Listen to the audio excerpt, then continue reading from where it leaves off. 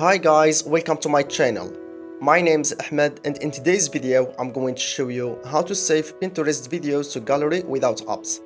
But before to begin this video, make sure to subscribe to my channel and press the bell icon for not missing any update in the future. And now, without further ado, let's dive into it. Okay, first open your Pinterest app, then open up any video that you want to save to gallery. Then tap three dots. Then tap copy link. After that, open your browser and go to savepin.app.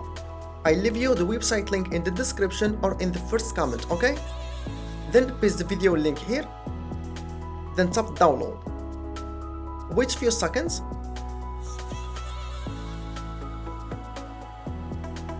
Then tap download button. And like that, you can save Pinterest videos to gallery without apps, okay? Okay guys, hope you find this tutorial useful and helpful, and if you do, then please like, share and subscribe for more tutorials. Thank you so much for watching, see you in next video. Bye.